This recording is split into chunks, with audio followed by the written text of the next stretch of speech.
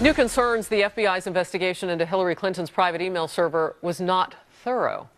FBI notes are indicating there may have been a quid pro quo deal worked out between the State Department and FBI agents over a classified email.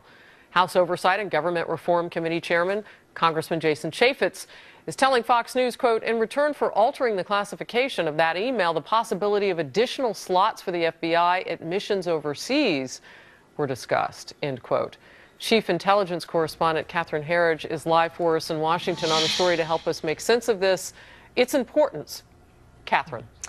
That's right, Harris. State Department Senior Executive Patrick Kennedy is a key player in the email investigation, as well as the 2012 Benghazi terrorist attack, and now he's at the center of allegations that there was discussion of a quid pro quo between Kennedy and an FBI agent investigating the mishandling of classified information.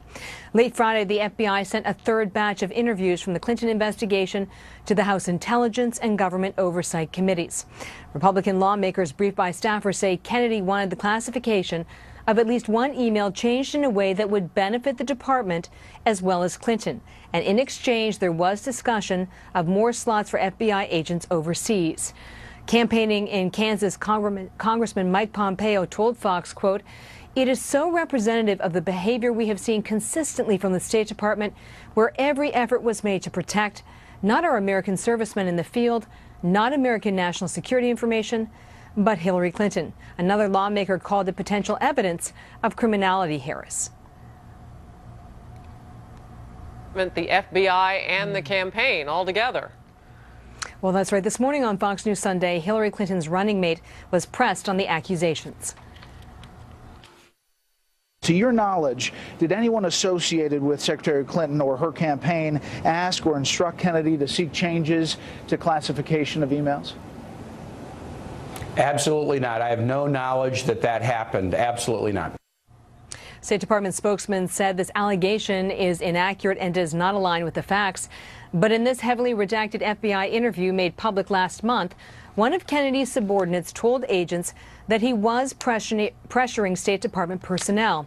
Reads in part, quote, Kennedy held a closed-door meeting with Redacted and Redacted, where Kennedy reportedly asked Redacted to change the FBI's classification determination regarding one of Clinton's emails, which the FBI considered classified. The emails was related to FBI counterterrorism operations.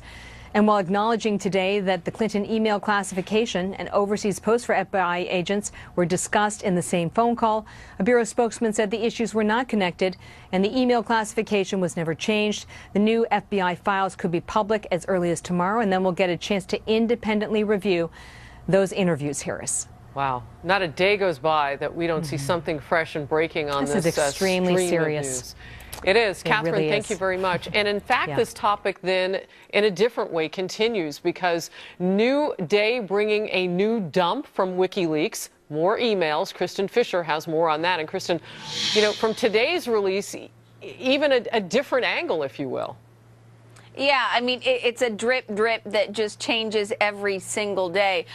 So today, WikiLeaks released hundreds of more emails. But here's two that really stood out. The first is from August of 2015, about 2 weeks before Clinton finally apologized for her use of a private email server while Secretary of State.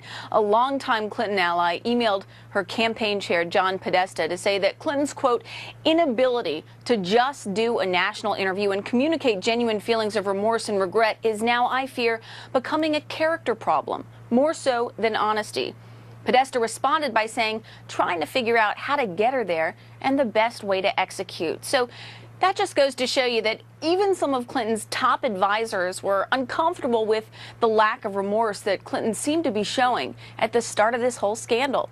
Now, Harris, another email that's really raising some eyebrows has to do with Podesta's response to the San Bernardino terror attack. Someone sent him this tweet from MSNBC's Chris Hayes, which identified Saeed Farouk as the shooter, to which Podesta responded, better if a guy named Saeed Farouk was reporting that a guy named Christopher Hayes was the shooter. So there you have one of Clinton's top aides lamenting the fact that the shooter had a Muslim name, and that really just underscores one of the biggest critiques of both Clinton and President Obama, their aversion to sort of conflating Islam and terrorism.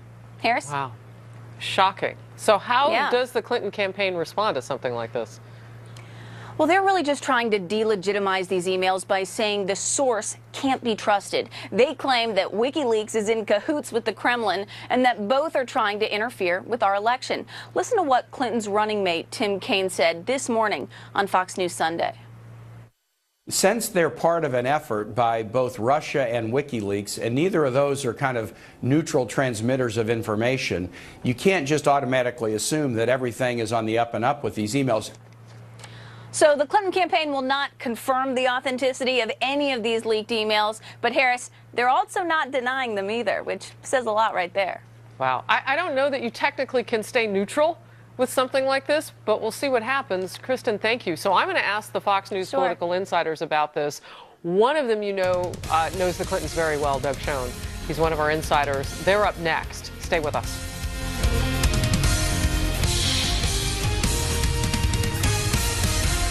If you take medication, you may sometimes suffer from a dry mouth.